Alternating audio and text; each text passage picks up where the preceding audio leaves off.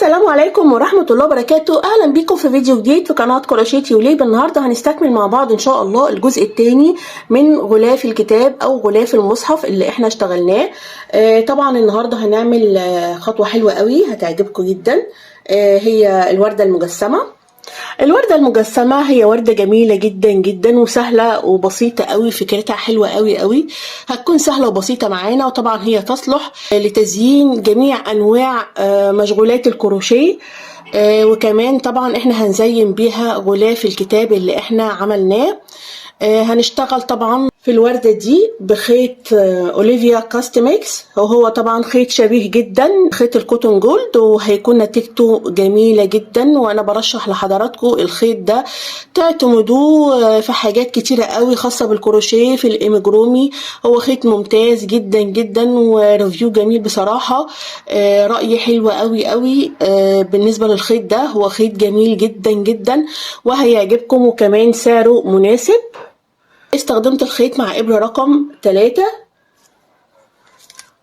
لكن أنا هستخدم هنا خيط غامق علشان الشرح. هنبتدي مع بعض، هنقول بسم الله ونبدأ مع بعض. هنعمل دايرة سحرية في البداية. بمسك طرف الخيط بالشكل ده، بلفه كده بالشكل ده كده، بظبط الدايرة. الإبرة بتاعتي بدخل في الدايرة، بسحب الخيط وبعمل سلسلة للتثبيت، وكمان سلسلة، ودول مجرد ارتفاع، انا مش هعتبرهم عمود خالص. تمام. لفة على الابرة، وبداخل الدايرة السحرية دي هدخل اعمل 12 عمود بلفة، 12 عمود بلفة بداخل الدايرة السحرية.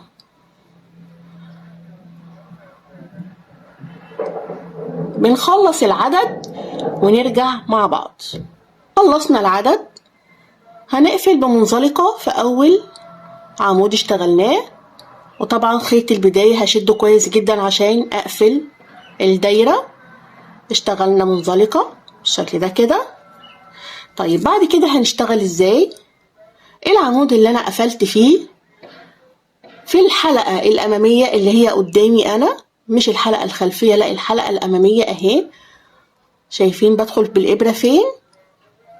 الحلقة الأمامية هدخل وأعمل منزلقة، وبعدين برتفع 2 سلسلة لفة على الإبرة، وفي نفس المكان في الحلقة الأمامية برضو باخد لفة على الإبرة وأعمل عمود بلفة، وبعدين 2 سلسلة، وفي نفس المكان بشتغل منزلقة. أنا كده ببتدي أشكل بتلات الورد أهي. تمام. الحلقة اللي بعدها الحلقة الأمامية، شايفين أنا بدخل فين؟ مش بدخل تحت الحلقتين، بدخل في الحلقة الأمامية اللي هي ناحيتي أنا. بعمل منزلقة وارتفاع 2 سلسلة لفة على الإبرة في نفس المكان، عمود بلفة، وبعدين 2 سلسلة في نفس المكان منزلقة. كل عمود هيقابلني هشتغل فيه بنفس الطريقة. بدخل في الحلقة الأمامية، بعمل منزلقة، تمام، ارتفاع 2 سلسلة لفة على الإبرة في نفس المكان، بعمل عمود بلفة بالشكل ده، وبعدين 2 سلسلة في نفس المكان منزلقة. بالتكرار بكمل لنهاية السطر اهي. الحلقة الأمامية اللي قدامي أنا منزلقة، 2 سلسلة، ارتفاع، لفة على الإبرة في نفس المكان، بعمل عمود بلفة، 2 سلسلة منزلقة في نفس المكان. كل عمود هيقابلني هشتغل فوقه بنفس الطريقة علشان أشكل البتلات الأولى زي ما حضراتكم شايفين. هنخلص لنهاية السطر ونرجع نشوف هنكمل شغلنا ازاي. احنا كده خلصنا السطر الأول، عملنا البتلات اللي هي الأولى اللي في المنتصف في بداية الشغل. اخر حاجة اشتغلتها هنا 2 سلسلة عمود بلفة منزلقة في نفس المكان، وطبعا كان قبلهم منزلقة زي ما شرحنا مع بعض في السطر. طيب هخرج خالص، هسحب الحلقة من الخلف بالشكل ده كده، اسحب الحلقة من الخلف بالشكل ده. طبعا احنا في اول سطر اشتغلنا في الحلقة الامامية وسايبين الحلقة الخلفية لان هنبني عليها البتلات في كل سطر احنا بنشتغله. يعني كل سطر احنا هنشتغله ان شاء الله هنشتغل في الحلقة الامامية علشان اعرف اعمل البتلات في السطور اللي بعد كده. الحلقات اهي من الخلف اللي احنا سبناها في السطر السابق. خيط البداية هاخده دلوقتي معايا تحت الشغل عند اول بتلة اهي. بعد ما سحبت الحلقة من الخلف هدخل بالشكل ده كده في اول حلقة واعمل منزلقة. هرتفع 2 سلسلة ودول مجرد ارتفاع، لفة على الابرة. في كل حلقة هتقابلني هعمل 2 غرزة نص عمود، الاولى التانية. تمام كده احنا بنشكل الاساس اللي هنشتغل عليه البتلة اللي بعد كده. لفة على الابرة، الحلقة اللي بعدها اهي من الخلف طبعا 2 غرزة نص عمود بالشكل ده كده، وهكذا لنهاية السطر. كل حلقة خلفية من وراء البتلات في كل سطر هنشتغل 2 غرزة نص عمود. وطبعا احنا بنعمل التزايد العادي الخاص بالدايرة. التزايد الخاص بالدايرة ده بنعمله على حسب الأعمدة اللي عندنا. يعني أنا بدأت ب12 عمود بلفة، تاني سطر هيكون معانا 24 غرزة. كل غرزة هتقابلني حلقة خلفية بتقابلني بالتحديد هعمل غرزة نص عمود. هنكمل السطر ونرجع نشوف السطر اللي بعده. احنا كده خلصنا السطر. اخر حاجة اشتغلتها خلف البتلة الاخيرة 2 غرزة نص عمود، بقفل باول غرزة نص عمود انا عملتها اهي. تمام كل بتلة معايا اشتغلتها. طبعا اول سطر كان 12 عمود بلفة، فطبعا اول سطر في البتلات كان 12 بتلة. ال 12 بتلة دول هيفضلوا ثابتين معانا لنهاية الوردة، مش هيكتروا ابدا، لكن بتزيد في حجم البتلة. حجم البتلة بس اللي بيزيد، انما العدد ثابت. هنا طبعا ورا كل بتلة عملت 2 غرزة نص عمود يعني تزايد. طيب البتلة في السطر اللي بعد كده الجديد ده هيكون ازاي؟ اشتغلت قفلت في اول غرزة واول غرزة نص عمود، بدخل في الحلقة الامامية اعمل منزلقة 2 سلسلة ارتفاع، لفة على الابرة، وبدخل اعمل عمود بلفة. طيب لفة على الابرة التانية في الحلقة الامامية اللي بعد كده اللي بعدها على طول بعمل عمود بلفة. تمام وبعدين بعمل 2 سلسلة في نفس المكان بعمل منزلقة. زي ما بدأت بمنزلقة بنتهي بمنزلقة. شايفين كده البتلة بدأت ايه تكبر معانا. البتلة اللي بعد كده الحلقة الأمامية بدخل أعمل منزلقة ارتفاع 2 سلسلة، لفة على الإبرة، عمود بلفة في نفس المكان، لفة على الإبرة، وبدخل في الحلقة اللي بعدها اهي أعمل عمود بلفة، وبعدين 2 سلسلة وأقفل بمنزلقة في نفس المكان. كده أنا بعمل البتلة في السطر التاني، يعني تاني بتلة معانا اهي. الحلقة الأمامية هدخل أعمل منزلقة 2 سلسلة، لفة على الإبرة في نفس المكان، عمود بلفة. تمام لفة على الإبرة. الحلقة اللي بعدها الأمامية بعمل عمود بلفة 2 سلسلة في نفس المكان، منزلقة. بكمل سطري كله بنفس الطريقة لحد ما اكمل النهاية، ونرجع نشوف تزايد السطر التالي اللي هنعمله خلف البتلات في الحلقات الخلفية. خلصنا السطر للنهاية تمام. اخر حاجة اشتغلتها هنا الجزء التاني من البتلة، معايا بالظبط العدد هو 12 بتلة. اخر حاجة اشتغلتها منزلقة.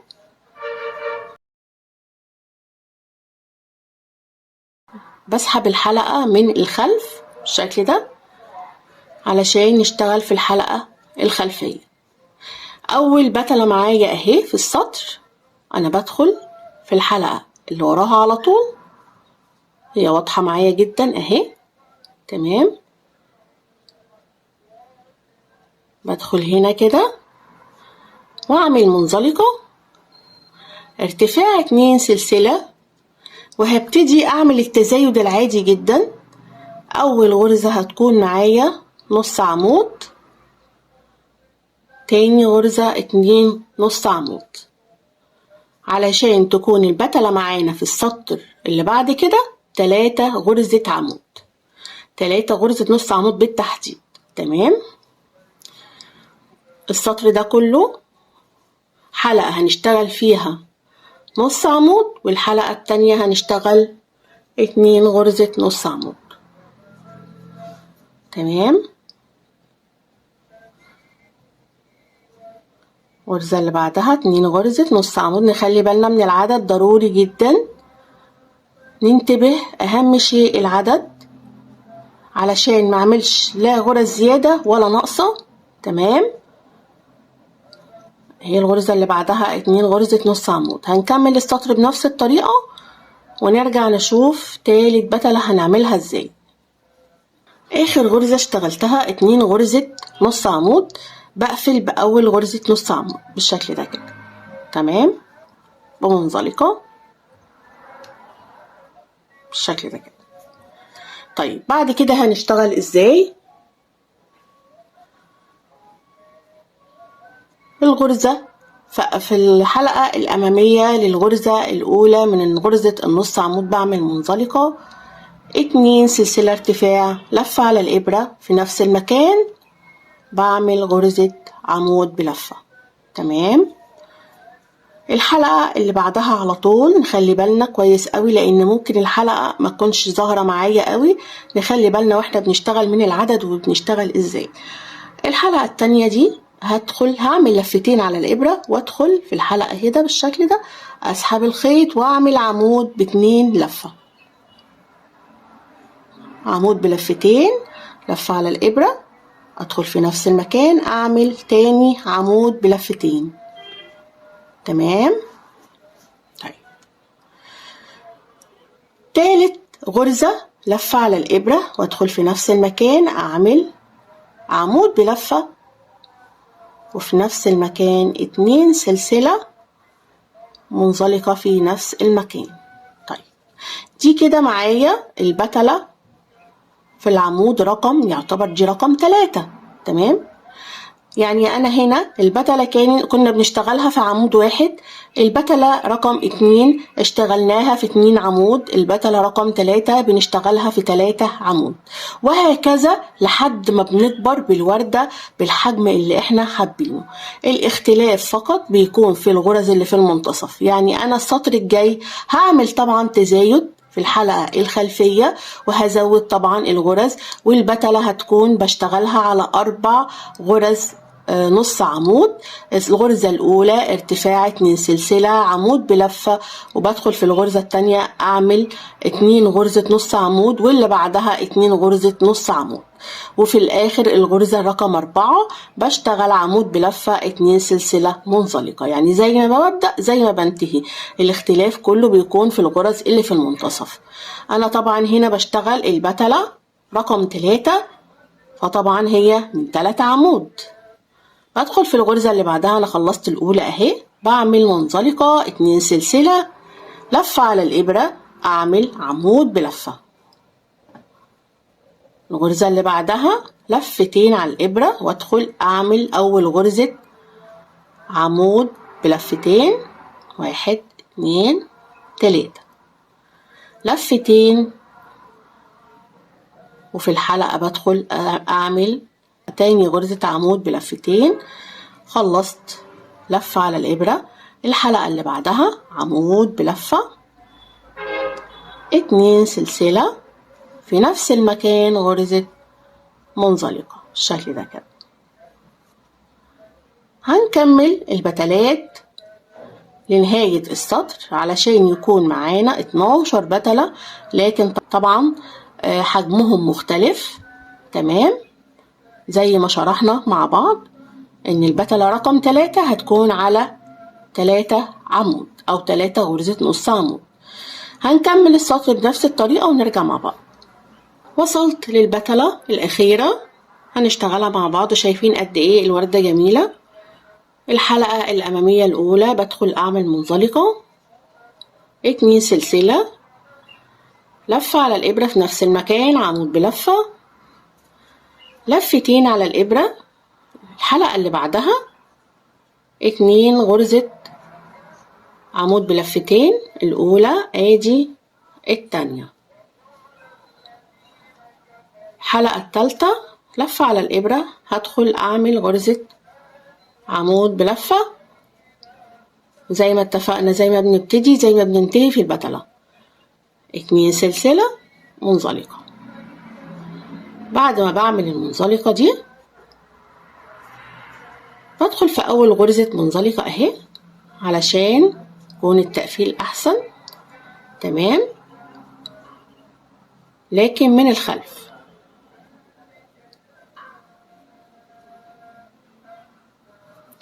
اتنين سلسلة منزلقة. تمام، هطلع خالص من الحلقة ومن أول غرزة منزلقة بعملها بشتغل، بسحب الحلقة من الخلف علشان أشتغل على الحلقات الخلفية. أول بتلة هي معايا في السطر، علشان بس ما نتلخبطش يا ريت نشتغل بالعد. أول بتلة هي معايا في السطر اهي، حلقة 2 التالتة اهي، بنشتغل في أول واحدة اهي. تمام، خلي بالنا من العدد. بنعمل منزلقة، بنرتفع 2 سلسلة،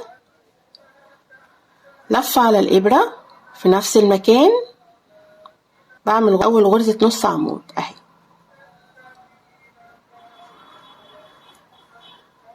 الغرزة اللي بعدها نص عمود، الحلقة اللي بعدها اهي 2 غرزة نص عمود، 1 2، التزايد العادي الخاص بالدايرة. حلقة بشتغل فيها غرزة نص عمود اهي، واللي بعدها غرزة واحدة نص عمود، والحلقة اللي بعدها 2 غرزة نص عمود. هنكمل السطر بنفس الترتيب ونخلي بالنا من العدد علشان لما نيجي نشتغل ان شاء الله البتلة اللي بعدها هتكون كل بتلة 4 غرزة نص عمود. هنكمل سطرنا بنفس الطريقة ونرجع مع بعض. وصلنا لنهاية السطر، اخر غرزة اشتغلتها 2 غرزة نص عمود، بقفل طبعا بمنزلقة في اول غرزة نص عمود اهي. تمام، هنشتغل ازاي البتلة رقم 4 ومن اسمها طبعا ان هي على 4 عمود، ادي 1 2 3 4. هنشتغل على اول 4 عمود، اول بتلة في البتلة رقم 4. الغرزة اللي قفلت فيها دي بدخل في نفس المكان، بعمل منزلقة، ارتفاع 2 سلسلة، لفة على الإبرة في أول غرزة، اشتغل عمود بلفة. نخلي بالنا كويس جدا ان احنا بنشتغل في الحلقة الخلفية كل مرة بقول. طيب العمود اللي بعده هشتغل 2 غرزة عمود بلفتين بالشكل ده كده، عمود بلفتين الأول ده التاني.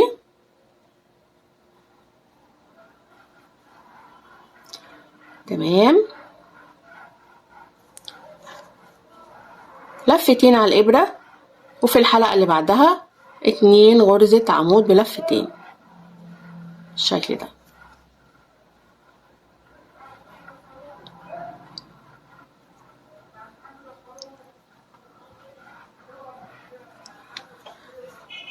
تمام، غرزة رقم 4 لفة على الإبرة، أدخل أعمل عمود بلفة، 2 سلسلة في نفس المكان منزلقة.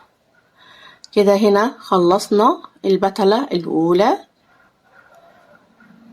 البتلة الأولى من 4 عمود اشتغلناها بنفس الترتيب.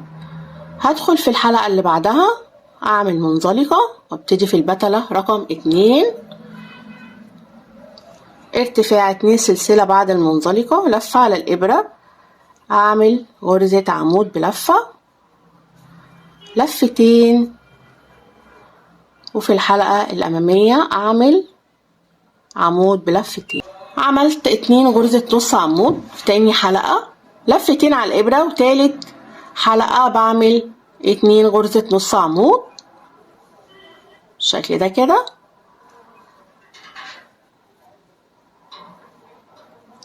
لفة على الإبرة، الحلقة اللي بعدها عمود بلفة، وبعدين 2 سلسلة في نفس المكان منزلقة. يبقى ده الترتيب اللي هنشتغله في البتلة رقم 4 اهي. طبعا لو ملاحظين ان البتلة كده كبرت معايا اهي زي ما حضراتكم شايفين.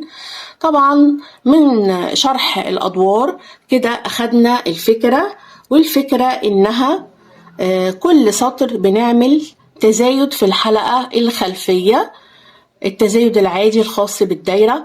يعني أول سطر هنا أنا عملت تزايد 2 عمود، تاني سطر في التزايد عملت غرزة فيها نص عمود، والغرزة التانية 2 غرزة نص عمود. التزايد رقم 3 غرزة وغرزة، والغرزة التالتة فيها تزايد 2 غرزة نص عمود. وبالتالي احنا كده وصلنا لنهاية الشرح.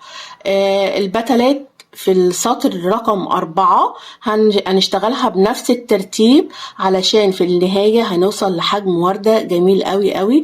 طب انا حابة اكبر الوردة اكتر من كده، هعمل ايه؟ بنهي سطري عادي بنفس الطريقة.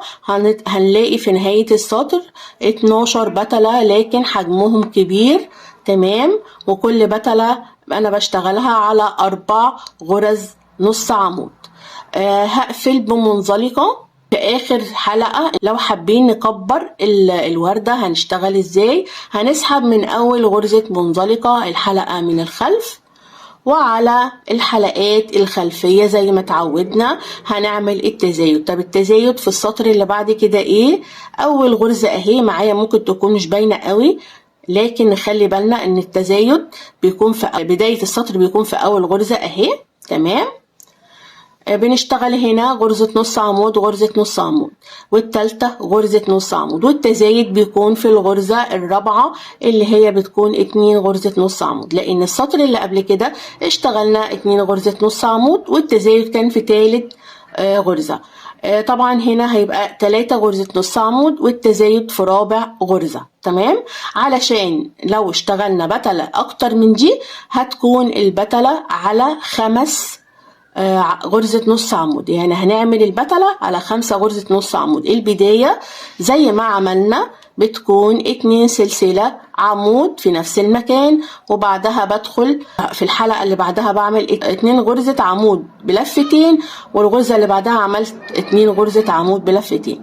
طيب طبعا رقم 5 هنعمل رابع حلقة هنعمل فيها 2 غرزة نص عمود بلفتين، والحلقة رقم 5 هنعمل عمود بلفة سلسلتين منزلقة في نفس المكان. يعني هنا انا اشتغلت على 4 غرزة نص عمود، البتلة رقم 5 هشتغل على 5 غرز عمود نص عمود اهي علشان تكون بالحجم ده. دي هنا انا اشتغلت بالظبط 1 2 3 4 5 بتلات للوردة بالشكل اللي حضراتكم شايفينه، وهي شكلها جميل جدا جدا. علشان ما نطولش على بعض وقت الشرح، انا شرحت كل سطر بالتفصيل لان هو تكرار لكن مع اختلاف العدد، تمام. هنخلص شغلنا بنفس الطريقة ونرجع نثبت الوردة على غلاف الكتاب او غلاف المصحف. وطبعا هنشتغل مع بعض ورقة الاشجار زي ما حضراتكم شايفين، سهلة جدا جدا وبسيطة، بس هشتغلها في فيديو منفصل مع فاصل الكتاب. هنشرح مع بعض فاصل الكتاب بالترتيب تمام، لكن في الفيديو القادم ان شاء الله. وده طبعا غلاف المصحف اللي احنا اشتغلناه. تمام، الوردة انا في نهاية السطور خالص انا سبت مسافة كويسة من الخيط علشان اقدر اثبتها بكل سهولة. بظبط شكلها في المنتصف بالظبط، ويكون الشكل متناسق زي ما حضراتكم شايفين. تمام، وبعدين بسحب الخيط ده من الخلف، وبإبرة الكنفا انا بثبت الوردة بتاعتي بالخياطة. ده افضل طريقة طبعا للتثبيت، احسن 1000 مرة من اللاصق. تمام، طيب هنرجع ان شاء الله في الجزء اللي بعد كده نشرح الفاصل ونشرح ورق الشجر زي ما قلنا مع بعض. بتمنى فيديو النهاردة يكون عجبكم وشرح النهاردة يكون عجبكم. بتمنى الدعم للقناة والاشتراك علشان يوصلكم كل جديد ان شاء الله. والسلام عليكم ورحمة الله وبركاته.